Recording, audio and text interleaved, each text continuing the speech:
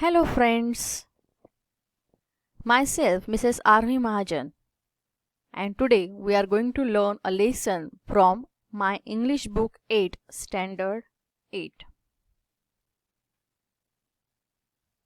Unit 2 2.2 The House Builder. We are going to learn part 1 in this video. This is a story of a mason who worked for a building contractor. The mason always strove to do his work to perfection.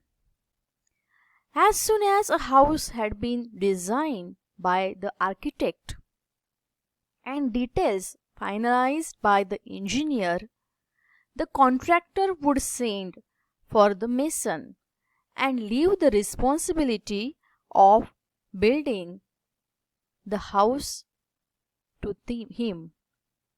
The mason would then, without wasting any time, start his work. Friends, we all know that when we are going to build a house or a home, we need a mason. And this is also a story of a hardworking mason, a skillful mason. विद्यार्थी मित्रांनो, आपल्याला माहित आहे की ज्यावेळेस आपण घराचं बांधकाम सुरू करतो त्यावेळेस हे बांधकाम करण्यासाठी आपल्याला गवंड्यांची आवश्यकता असते. आता ही सुद्धा अशाच एका गवंडीची गोष्ट आहे की जो आपल्या कामामध्ये अतिशय कुशल आहे, मेहनती आहे आणि आपलं काम खूप उत्तम प्रकारे करणारा आहे. This is a story of a mason who work for a building contractor. एका बिल्डिंग कॉन्ट्रॅक्टरच्या हाताखाली काम करणाऱ्या एका गवंड्याची ही गोष्ट आहे. हा जो गवंडी आपल्याला या कथेमध्ये दिलेला आहे, पाठामध्ये दिलेला आहे, या गवंड्याला नेहमी आपलं काम अतिशय उत्तम आणि बिनचूक व्हावं असं वाटत होतं आणि त्यासाठी तो कायम झटत होता. The contractor also believed him blindly. आणि कॉन्ट्रॅक्टर सुद्धा अगदी डोळे बंद करून त्याच्यावर विश्वास ठेवत होता. जसं एखादं घराचा कॉन्ट्रॅक्ट त्याच्याकडे आला, डिझाईन आलं, सगळ्या गोष्टी फायनल केल्या इंजिनियरने की लगेचच कॉन्ट्रॅक्टर त्या मेसनला बोलवायचा आणि सर्व जबाबदारी त्याच्यावर सोपवून ज्यावेळेस घर तयार व्हायचं त्यावेळेस तो फक्त ते बघायला यायचा. इतका त्याचा त्या गवंड्यावर विश्वास होता. The mason would then without wasting any time start his work. जसं कॉन्ट्रॅक्टरने त्याला प्लॅन दिला, सूचना केल्या बांधण्यासाठी, तसा तो मेसन लगेचच त्याच्या कामाला लागायचा. तो गवंडी लगेचच बांधकामाला सुरुवात करायचा. एक क्षणही तो त्यामध्ये दिरंगाई करत नसे. He would take great interest in his work of building and do it with full dedication. He made sure that he used the best construction material of high quality, the measurements of the walls, the doorways, arches, etc.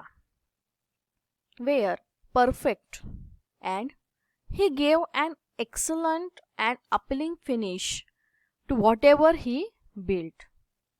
The owners of the new houses built would be more than satisfied with the construction. Now here we learn about the mason and his qualities. Now as soon as he gets the plan, he starts working on it. जसा त्याच्या हातात plan आला तसा तो कामाला लागत होता आणि त्याचं काम तो अतिशय रस घेऊन अतिशय आनंदाने करत होता. त्याला आपलं काम जीव ओतून करायला आवडत होतं. आपण बघतो जर घराचं बांधकाम सुरू असतं तर त्या बांधकामाकडे लक्ष देण्यासाठी आपण जर तिथे असतो तर आपण बघतो की ते त्यांचं काम किती बारकाईने करत असतात. तसं हा गवंडी सुद्धा त्याचं काम अतिशय बारकाईने आवडीने जीव ओतून करत होता. बांधकामासाठी लागणारी सामग्री सुद्धा तो अगदी सर्वोत्तम दर्जाची वापरत होता. त्याला भिंतीची, प्रवेशद्वारांची, कमानीची इत्यादींची मापे सुद्धा बिनचूक आहेत. तसेच आपण बांधलेली गोष्ट उत्तम आहे, आकर्षक आहे, सफाईदार आहे याची तो पूर्ण खबरदारी घेत होता. आणि त्यामुळे ज्यावेळेस त्याचं त्या घराचं बांधकाम पूर्ण होत असे आणि नवीन बांधलेल्या घरामध्ये घराच्या मालकांना ज्यावेळेस बोलावण्यात येत असे त्यावेळेस त्या मालकांना बांधकामाच्या गुणवत्तेमुळे अपेक्षेपेक्षा अधिक समाधान मिळत असे.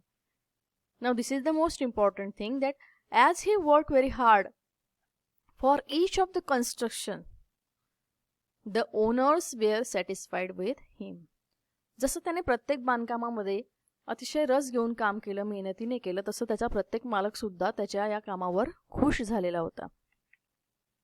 Because of the zeal, diligence, loyalty and persistence that he displayed in his work, the mason was in great demand and fetched good business to his contractor.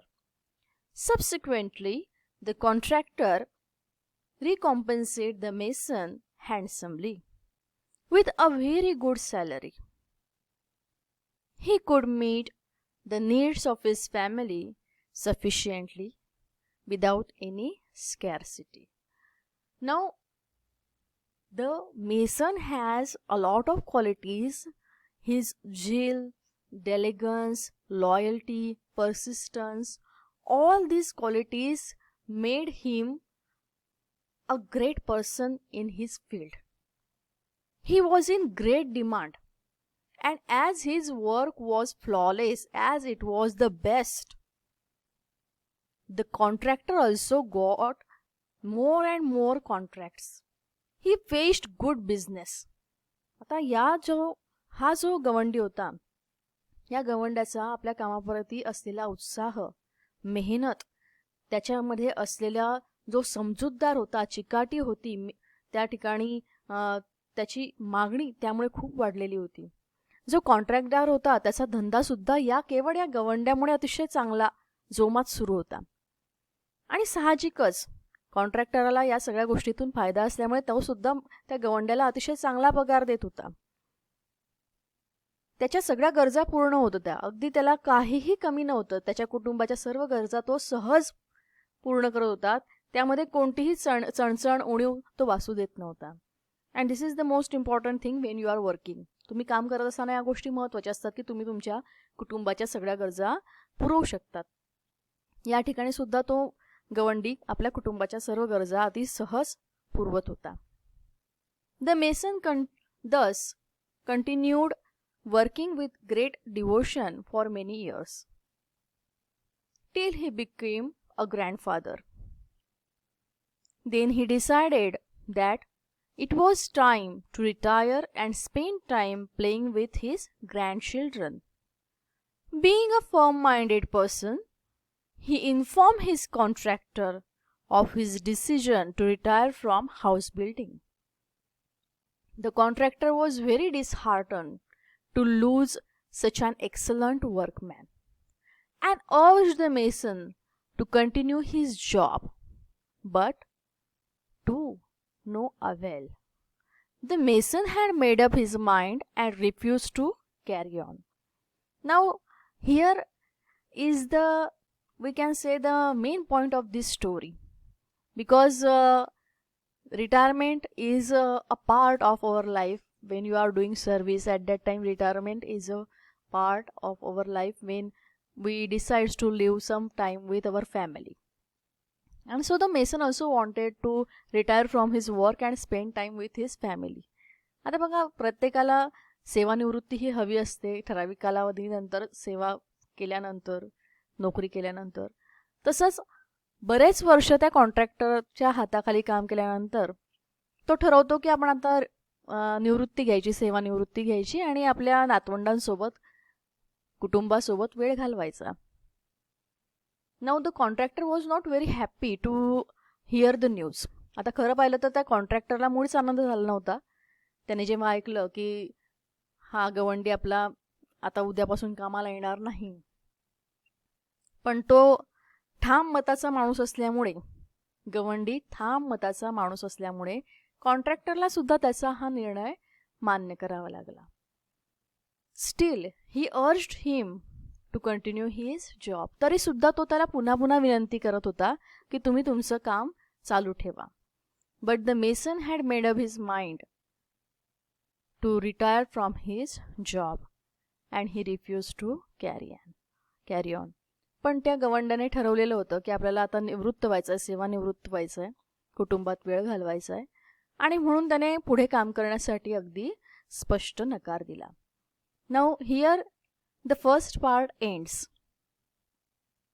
In the second part, we are going to learn the remaining part of the story. Thank you.